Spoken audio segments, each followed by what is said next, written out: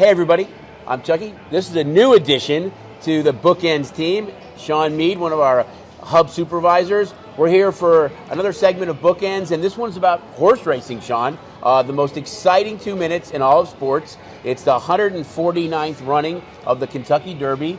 It starts 3:57 our time, and if you can't be in Churchill, there is no better place to be than in one of our racing sports books. The atmosphere, the sounds, the women wearing the hats, the mint juleps. It's like being at Churchill. On these big screens, you can see the dirt being kicked up and the sound of the horses when they're coming down the back stretch. It's unbelievable. But we're going to kind of go over a few betting tidbits, a few kind of, horse stats, and kind of dive into it and have a little bit of fun. So, absolutely. Looking forward to it, Chuck. Thanks all right, for having sounds me on. good. I appreciate it. So, again, most exciting 2 minutes in sports. When they turn for the home stretch, the atmosphere is crazy. Give us a few, betting tidbits on the Kentucky Derby. Well, here we are again. First Saturday in May. It's a tradition for myself growing up. I remember one of my first Derby racing memories is watching Sunday Silence in 1989 against Easy Goer. Beat him in the Belmont, beat him in the Derby, lost in the Preakness, won in the Breeders' Cup. But it's like you said, it's electric. Being in the room in the back, we're behind the wall, and we hear the crowd roaring, everybody going crazy. The hats, the outfit. It's a personal connection too. There's a lot of people be here betting on Saturday that probably haven't bet since last year at the Kentucky Derby. But it's a great way to grow the game of horse racing, and it's an exciting day. Maybe you grab yourself a nice mint julep and have a great, fun day out there. I think it's really similar to that big football game in February, the Super Bowl, where maybe you don't bet throughout the course of the year, sure, but you want to get a piece of this event because of the magnitude of it. Absolutely. You see more people will wager on the Super Bowl, and then I think with Kentucky Derby, it's kind of the same thing, that you may not be a big horse racing fan, but because of the spectacle, the 20-horse field, the atmosphere of what's going on at Churchill, it brings you out. You don't have to be a big bettor. You can be a $2 bettor. Certainly. We're offering a $10,000 twin Q on Friday, a $20,000 twin Q on Saturday, and my late great friend Brian Blessing used to say, with the twin Q, he used to say, matchbook to lumberyard for a $2 bet. So I love you it. can make a killing with a $2 bet and have a chance to win $20,000. Certainly, yeah. We have a lot of great betting options we're offering this weekend. We've got the Twin Q. We're going to have a double with the Oaks on Friday night and the Derby on Saturday. We've got a pick 3 that's going to have the Oaks on Friday and 2 races on Saturday, as well as a pick 6 that involves 2 races from Friday night with the Oaks and another race, and then 4 races on Saturday with the Derby as well. And like I said, the race has grown. It started in 1875. I read online that only 10,000 people were there then. Last year, over 147,000 people were at the Derby itself, and millions more watching worldwide, especially here at Red Rock and other station casino sports. Well, before we kind of dive into the race itself and critique the horses, this is also a reminder, guys, this is a great time that if you have STN Sports, you still need to come in and get the race component of that. So in case you can't make it here and you're at home and you want to watch the race, or even in a packed house here, you've got the mobile app that you can play the races on. So don't forget to get signed up for STN Race as well. It really does bring the thunder and the excitement of a horse race of this magnitude right to your living room. So don't forget, get signed up for STN Sports, the race component of that. And before we kind of dive into the horses a little bit, Sean, why don't you kind of give our viewers a little bit of kind of an introduction in horse race betting 101. Kind of some terms that are used at the betting counter, just to help familiarize our guests with Certainly. that. Well, let's start right at the top of the board. The easiest bet you can make is to win. You need your horse to win the race. Pretty simple. Got to be the first one across the line. There's also a place. Really? He's got to be the first one across the line? First one across the line, sure. yeah. And then we've got a place bet, which is any horse finished in the top 2. Show, any horse in the top 3. And you can also do a win-play show, which you're betting your horse to win in any of the 3 slots, but you get paid if they win. You get paid for 3 slots. Show, they get paid for 2 slots. Place, you get paid for the 3rd place. There's also an exacta, which is any 2 horses, the 2 horses to finish in exact order, 1 and 2. You can do an exacta box, which is either horse to finish first or second. We've got a trifecta, which is the first 3 horses in order. Trifecta box, same thing. You can mean any 3 horses, those 3 horses in any order. There's also a superfecta, which is the top 4. That's getting a little more exact. Yeah, Quinella. So we've got our Quinellas. That's a separate pool. It's like an exacta box, but a separate pool.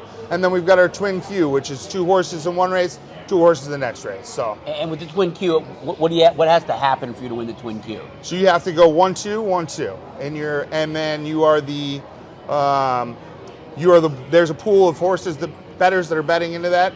Sometimes there's more than one winner, but if you are the sole winner, and you take you the whole hope pool. you're the sole winner, man, right? you're really hoping it's but as it becomes more of a long shot hits the board, and you have that horse picked, your odds are much better that you're going to be the sole winner. I can speak from experience. I was at Sunset, another one of our properties. Beautiful race book, beautiful property there, and it was when American Pharoah won the Triple Crown, and we offered for that Derby for the Belmont. He had an opportunity to win the Triple Crown, a $333,000 Twin Q, and there was one winner that day, and it happened to be at Sunset. So it can happen. And again, touching on what my close friend Brian Blessing used to say, matchbooks to lumber yards with a $2 bet. So don't forget, it can happen with a very small bet. And it does make it a lot of fun when you can invest a small amount like that and have some fun on Derby Day. Certainly, and like I discussed before, we're going to also have double, which is going to be, there'll be doubles throughout the day, which are 2 races back to back. We're going to there'll be a Oaks Kentucky Derby double as well, which will involve a race from Friday night and a race from Saturday. There'll be pick 3, pick 4, pick 5, pick 6, which are picking horses in consecutive races coming back to back to back. But lots of different betting options out there. Don't feel confused. It shall show in the daily racing form and on our Brisnet sheets over there what bets are available for each particular race. If you have any questions, our writers, super writers, managers, we're all here to help you. We're looking forward to you having a great weekend. You know, I think you look at the race too, Sean, as we kind of look at some of the horses, that there's 3 horses that are in single digits right now. The favorite, Forte, who's won 6 of 7 races, has the best maybe jockey in the world right now in Ortiz. Although his Beyer speed numbers have gone down his last 3 races. The other single digits are, you've got a Tapit Trice at 5-1 and Angel of Empire at 8-1. So there's 3 horses with smaller odds. Then you kind of have some jumps there in some bigger odds. So kind of dive into a few of the horses that you like in the race. Well, if you start with the top of the board with Forte, the Kentucky Derby has betting pools as the year goes on. They've had 6 pools that just sort of say, hey, here's where we think the odds are for going forward towards the Derby. They start in the fall in November. Forte's been in the top 10 since the opening pool. A lot of horses have come and gone from that list. But Forte, like you said, his speed figures have come down, and I think some other horses are coming on pretty hot right now, nipping at his heels. Tapit Trice, Angel of Empire. I'm a big fan of the horse from Japan and starting the 17th hole. Nipping at his hoofs or nipping at his heels? You're probably right on there. Sure I got to get the terminology correct here. But I'm a big fan of Dermaso Dagake out of the 17th hole. Now, there's an interesting tidbit about the 17th hole, right? No horse has ever won from the 17th, but no horse has ever won from Japan either. So I think there's a good opportunity for them to make some history this weekend. Japanese horse racing has kind of done very well around the globe the past few years recently. Owed a lot to the success of the sire Sunday Silence, who I was talking about earlier. Went over to Japan in 1995, was Japan's leading sire for 14 years. And all the horses coming from Japan have this horse in their bloodline. Great stamina. Sunday Silence is one of the great horses of all time. And I think Derma's got a great shot to be there at the end. But like you said, got to make some history from the 17 hole. No wins from there either. Angel of Empire, he's got a little tough spot as well. I really like that horse. Only had 2 wins from the 14 hole all time. But there's a lot of great options. And like you said, Forte is the favorite up there, but I don't see Forte as the prohibitive favorite that rules out a lot of other horses getting involved here. I'm going to go. I mean, my exacta box is going to be Tapit Trice and Reincarnate. Reincarnate is a Baffert horse. He is suspended, so he won't be, in the. I guess see you next year, Bob. See you next year. But he's finished no worse than 3rd in any race this year. So that's kind of the 2 horses that I look at right now that I favor. And, a lot can change on that day because, Absolutely. As we said, give you a kind of a few days out weather report that there's a 70% chance that you're going to be in some mud and slop and rainy that day at Churchill. Yeah, absolutely. And the weathers could be a factor. Some of the horses, they like the conditions. Most horses aren't wild about the slop, but sometimes you get, the mudders. They really love it. They eat the slop up. They love it. But it's with a lot of traffic. It's going to be tough being behind. You'll see the jockeys pulling the goggles down left, right. But it should be interesting to see how the horses get spaced out. And they always say the pace makes the race. Depends on how quickly they go out. This race, it's projected to have a lot of stalkers. A lot of horses like to come from a little off the pace. A few horses that I expect to go to the front, verifying Kingsbarns, and perhaps Derma Sotogake head towards the front early. It would be interesting to see where the horses sit behind on the pace there, and how wide the horses run as well if they try to stay clear. I think you could throw a hit show into that too. I totally you look agree. At I hit should show have left and the them out. speed figure, the Beyer speed figures have increased each time out. If he can get, but the bad thing is he's coming from the one hole, so if he could kind of get out and get a good start, I think he's a horse too that you could maybe throw into some of those exotics. Absolutely, I love it. And the one hole, like you said, it's a tough spot. But 2 years ago, they moved the rail from the one, basically created a blank spot in the first spot, so they're a little further off the rail.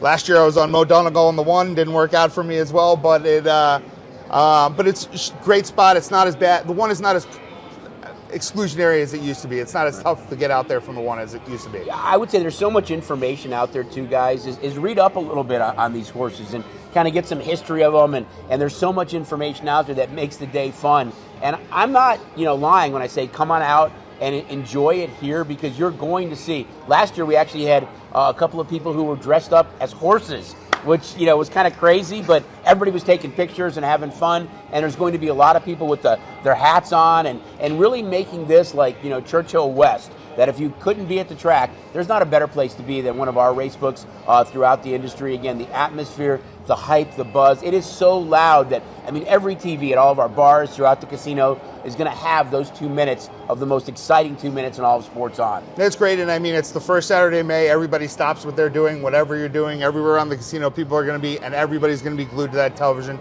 cheering their horse on. And it's a good idea. Come down here early, get a sense of what you're looking at, what kind of horse you're interested in.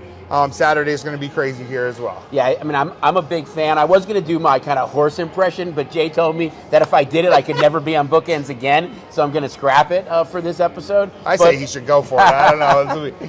But anyway, it's great having you on, and guys, again, come on out. If you know it's going to be crowded in here and maybe you can't be into the book, come on over and get signed up, especially if you already have the app.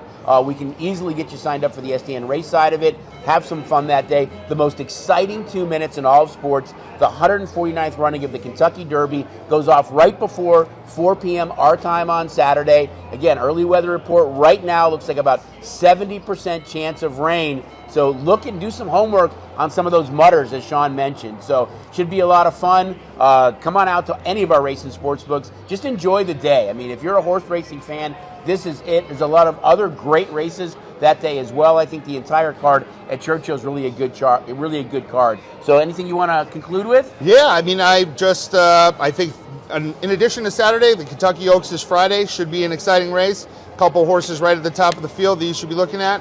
But I also think there's an interesting horse there's this thing called the Also Eligible, which last year in the Kentucky Derby, Rich Strike came from not even being on the original index, got added the night before. I think the same situation could happen in the Kentucky Oaks.